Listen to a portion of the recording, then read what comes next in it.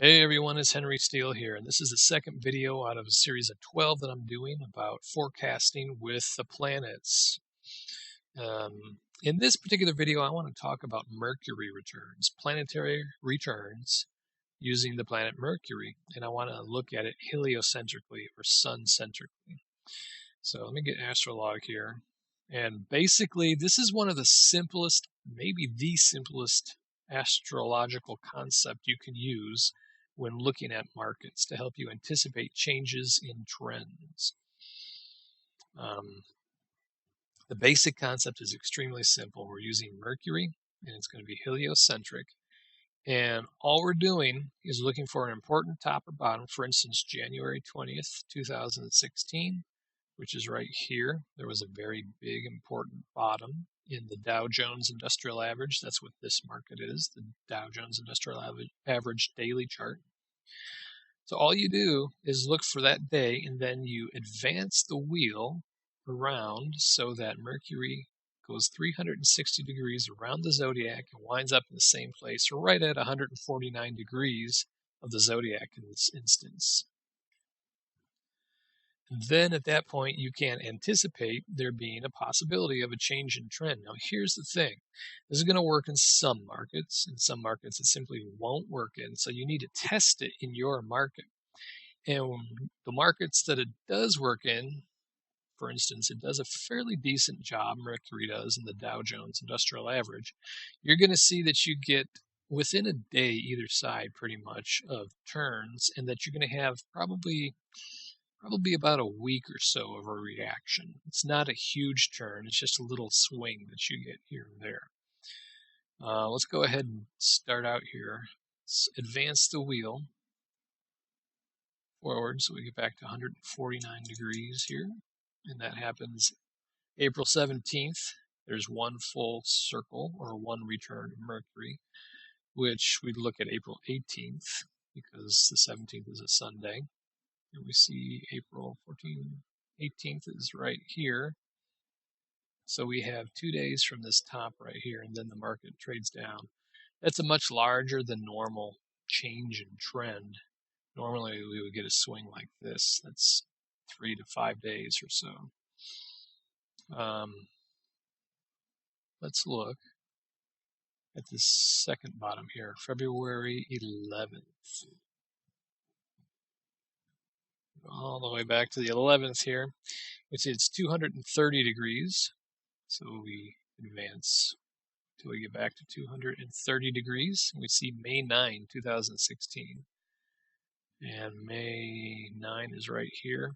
Here we're off by a day, but then we get, this is closer to what we would normally get right here.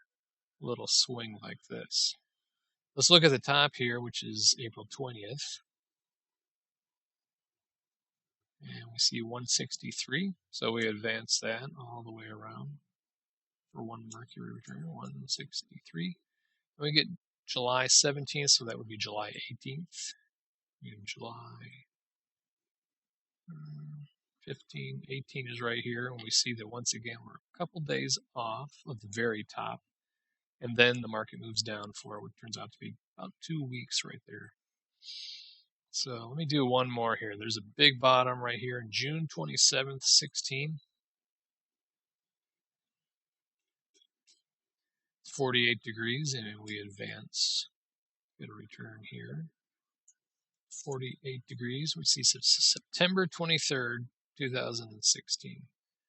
That is 21st, 22nd, and 23rd. We get one day late, or not late, but early. Sorry, 1 day late for this move here, and we have this awful sideways move that happens is going on here. So we have a week and a half, 2 weeks of a triangle situation right here. So that didn't help us too much, but I think you get the point here.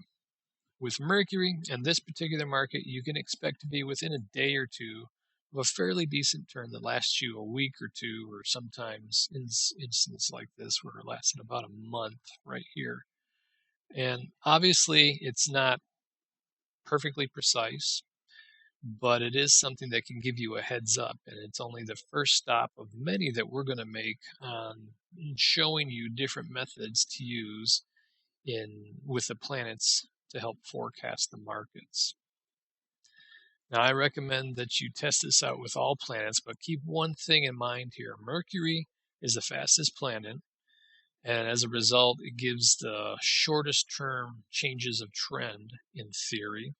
Sometimes, like this one here, it can seem longer. But what's happening here is as you go out in planets, like Venus takes longer to orbit, Mars takes longer, and so on, the further out you go, if you find a planet that seems to work well with the market, it's going to be a bigger change in trend. In other words, a change in trend is going to seem to last for longer. But there's a downside, and that is the precision tends to get a little bit worse. So in other words, like with Mercury, we're always within a day or two of a decent turn when you find a market that this really works on. When you get out to Jupiter or Saturn, you're going to find that you might be several weeks off of a big turn. And as a result, you will probably want to use more than one planet.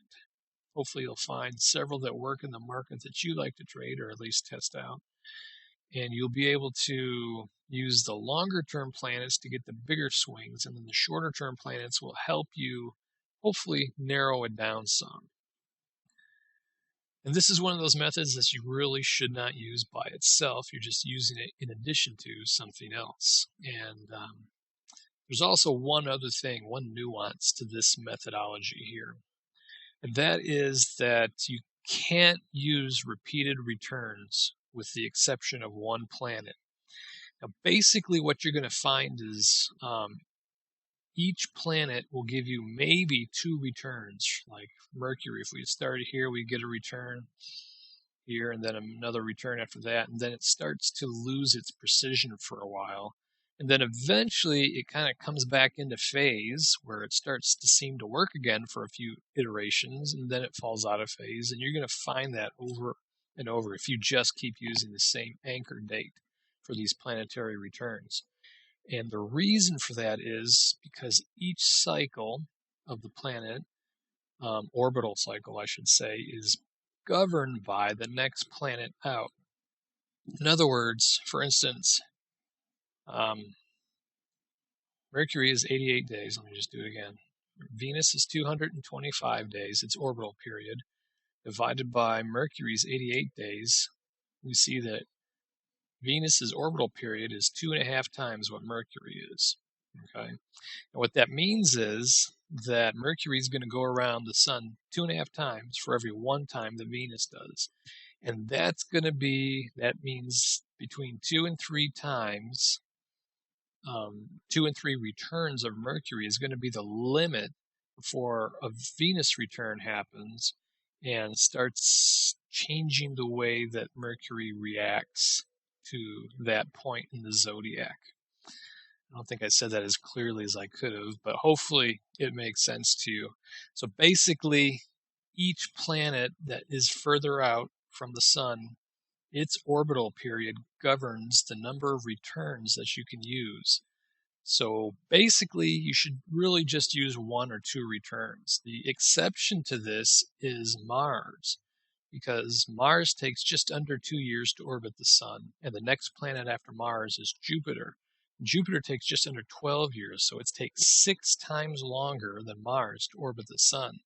So you can actually, because of that, there doesn't really seem to be much of a limit on Mars. If you find a market that Mars works in well, it's going to keep working a lot better than other planets would. It will eventually come out of phase and then eventually go back into phase, it would seem, but you get to use Mars a lot more. And even Gann in the coffee letter, he used multiple orbits of Mars. In fact, I think I have that here somewhere. Let's see. Here we go. We see that there's all kinds of astrological stuff in Gann's coffee letter from 1954. And, degrees to price and just all these different conversions. And then we see down here on this page Gann's talking about Mars made 7 round trips or complete cycles, 7.5.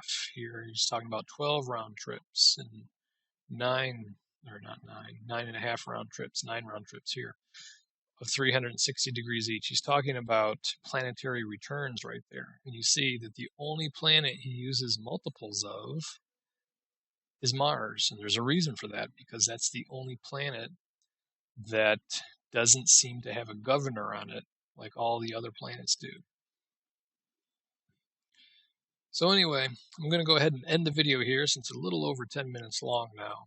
And in the next video, we'll talk about, or I'll talk to you about another method that will help you anticipate changes in trend in the market.